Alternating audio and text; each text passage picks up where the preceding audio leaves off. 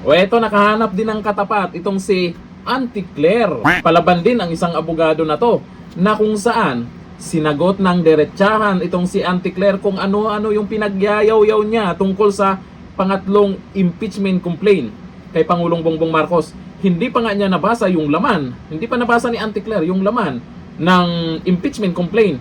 Eh parang alam na niya yung laman. Kakaiba ka, Auntie Claire. Pero eto, ang sagot ni Attorney Harold Respicio sa'yo. Lagot ka. Palaban din to. Ito ang video. Attorney Claire Castro na wala daw substance yan yung impeachment, wala daw pasiyan yan, maayos nagtatrabaho ang Pangulo, nagkakasakit na nga dahil sa sobrang sipag. Ano masasabi niyo dyan, sir? You woman are a liar. You are a liar, you woman.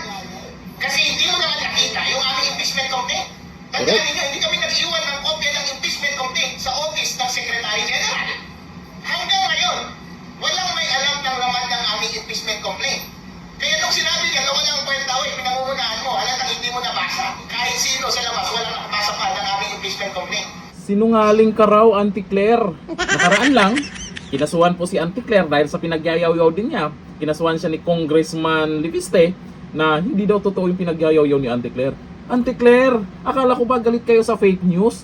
Parang lumalabas, ikaw yung nagpapakalat ng fake news. Kasi naman, yung impeachment complaint na yan, kung ano yung sinasabi mo kaagad, ang pagkakaalam namin, yan talaga ang mabigat, ang merong mabigat na ebidensya versus Donyor. Kumpara dun sa nauna. Kasi yung nauna na impeachment complaint, bulok daw yun. O ayon kay Atty. Harold Respicio, ito sabi niya, Merong napakabulok na impeachment complaint na finahin.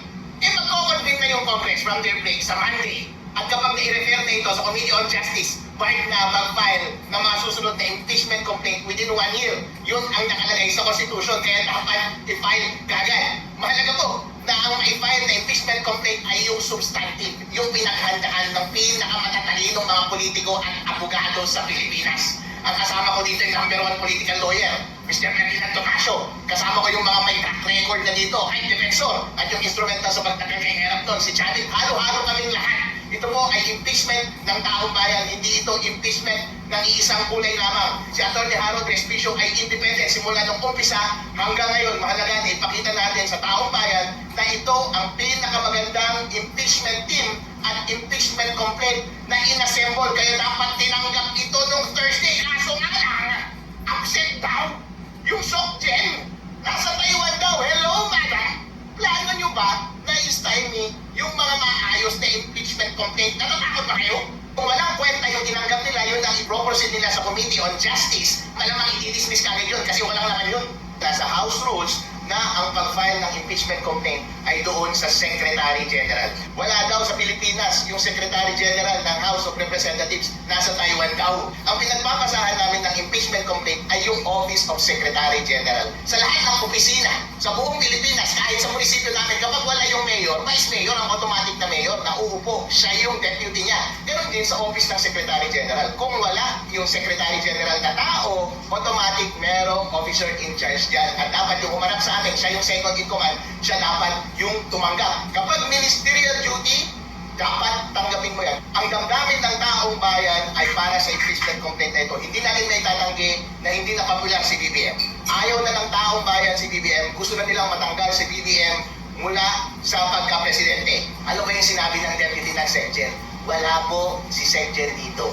At sabi niya, I'm not authorized to accept. So anong basis mo? Sabi namin, anong basis mo in law? Ba't ayaw mong tanggapin ito? Hindi siya makapagsalita. I'm not authorized, sir. Sinight niya yung basis niya, basta wala yung SecGen, walang receipt. Itong mga kasama ko, mga bigatin, itong mga ito, hindi nila itataya ang reputasyon nila kung alam nilang merong possibility of failure. Sure na sure kami magiging successful ito. Basta bigyan nyo lang ng pagkakataon ng taong bayan na ma-ventilate at ma-discuss at mapaglabanan through trial doon sa loob ng komite at sa loob ng impeachment court sa Senate yung aming impeachment complaint. Sa tingin mo, natatakot sila dito sa second and third impeachment na hinaharap ko? Natatakot sila dahil alam nilang guilty sila. Alam nilang dito babagsak si BBM. Dahil napakadali na pabagsakin si BBM through impeachment. Ang pinakamalakas dyan na ebidensya ay yung statement ni Zaldico. Public statements lahat yan, admissible in evidence lahat yung mga bagay na yan.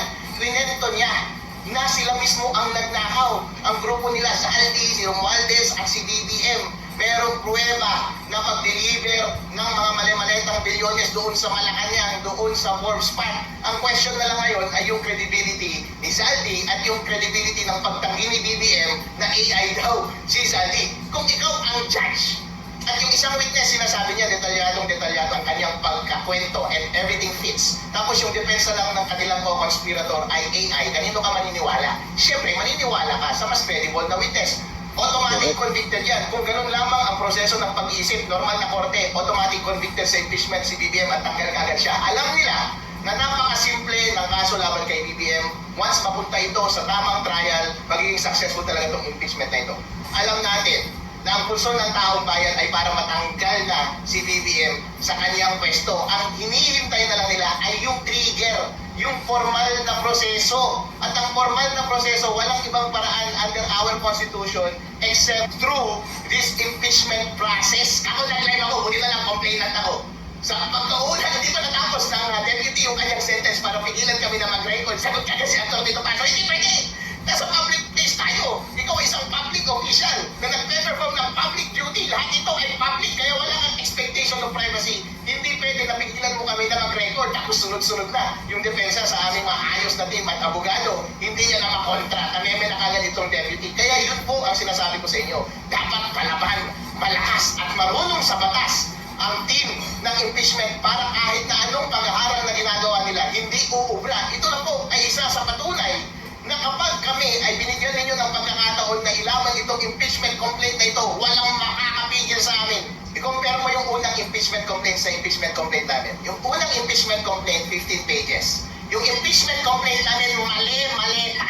Ang kakapal ng mga attachment. Ang daming USB recording ng mga video. Ang haba ng mga legal arguments. Yung unang impeachment complaint, walang attachment. Although sinabi nila na pareho yung general allegation.